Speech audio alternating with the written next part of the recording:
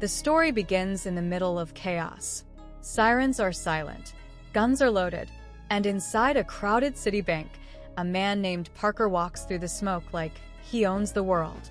People call him many things: a ghost, a mastermind, a criminal genius.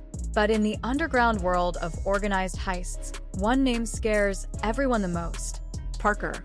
Even his own new crew members get nervous standing next to him. One rookie thief tries to act tough, but the fear in his eyes says everything. Because everyone knows one thing about Parker: if he walks into a job, somebody is not walking out alive. The bank robbery goes smoothly at first. Parker and his crew crack the vault using the manager's password. Millions of dollars are packed into heavy bags. Every second is calculated. Every move is clean.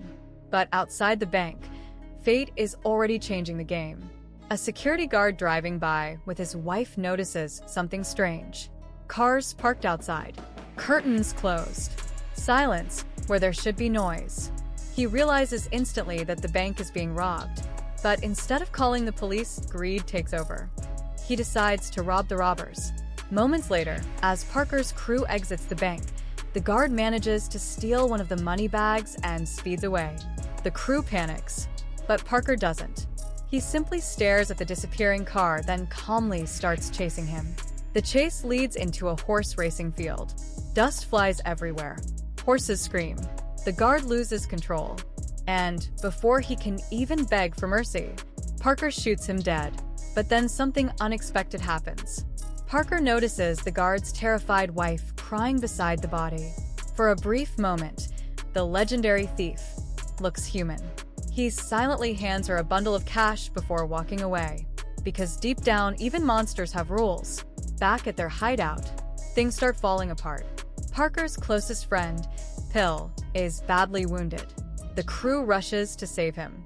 New members of the team are acting strange, especially a mysterious woman named Jane. Jane is quiet, smart, dangerous. And before anyone realizes what's happening, betrayal explodes like a bomb. Jane suddenly turns on the crew and murders almost everyone. Bullets fly. Blood covers the room. Parker is shot and thrown into a river, left for dead. For the first time in years, the legend disappears. But legends don't die easily. Days later, Parker wakes up in an old hotel he's secretly used for years. Injured, angry, broken, but alive. And now, revenge becomes the only thing keeping him breathing. He visits Pill's wife to tell her the truth. Her husband is dead, murdered by Jane. She begs Parker for one thing before he leaves: kill her. Those two words stay in Parker's mind like poison. Soon, Parker begins hunting for answers. He reconnects with an old retired criminal friend named Grofield. Using old contacts and underground connections, Parker tracks down a smuggler connected to Jane. At gunpoint, the smuggler finally talks. Jane isn't just another thief. She works for powerful people in South America. Dangerous people, corrupt leaders, military criminals, dictators. Before the smuggler can reveal everything, assassins attack. Cars crash into the street. Bullets tear through metal. But Parker moves like death itself. In under a minute, the attackers are eliminated, except one. Parker lets one man live, because terrified men always lead somewhere useful. That trail leads him directly to Jane. Inside an abandoned building, Parker finally sees her again, calm as ever, standing beside a massive criminal named Bosco. Together, they're planning an even bigger robbery. But Parker doesn't wait for speeches. He shoots Bosco immediately. Jane is furious. Not because Bosco died, but because all the stolen money was tied to him. Their future plans collapse instantly. Now trapped face to face with Parker, Jane finally tells the truth. Years ago, a legendary treasure called the Lady of Anaro was hidden beneath a sunken ship near her country. Diamonds, gold, priceless artifacts worth billions. But the treasure was secretly controlled by a brutal dictator pretending to be a hero to the world. Publicly, he donated the treasure to America. Secretly, he planned to steal it back using elite criminals. And the team hired for that mission had one terrifying name: the Outfit. Suddenly the story becomes bigger than revenge. This is no longer about money. It's about corruption, betrayal, and power. We then meet Lozini, the cold-blooded leader of the outfit. A man so powerful he controls criminal operations hidden behind legitimate government systems. His team steals priceless treasures while pretending to protect them. And now he wants the Lady of Anaro. Parker realizes something important. If he steals the treasure directly, he'll fail. So instead, he plans to rob the robbers. He forms a new crew using retired criminals he once trusted. Drivers, disguise experts, safecrackers. Every member has a purpose. The plan is insane.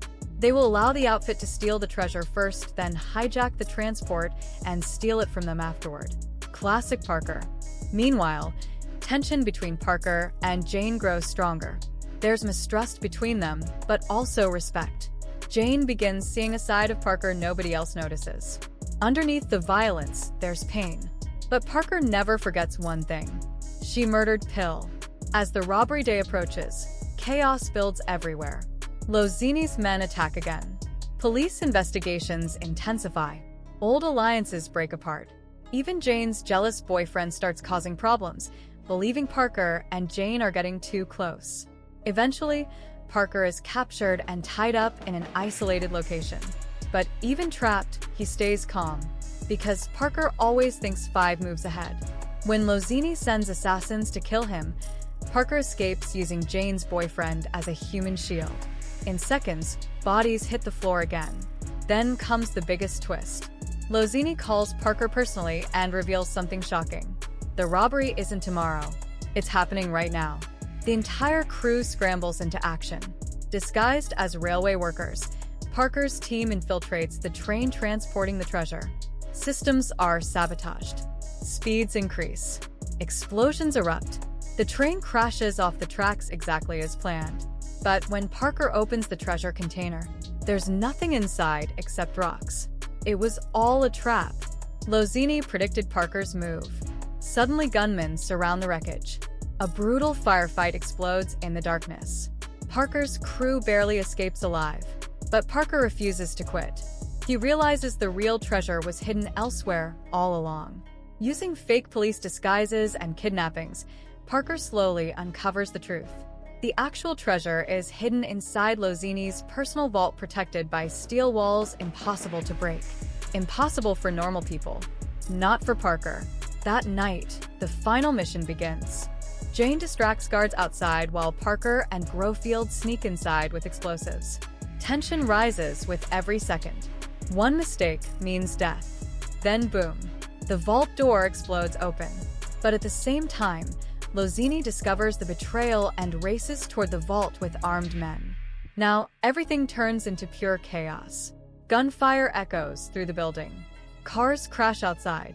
Men scream in panic. During the escape, Parker nearly dies trying to secure the treasure. Grofield is shot.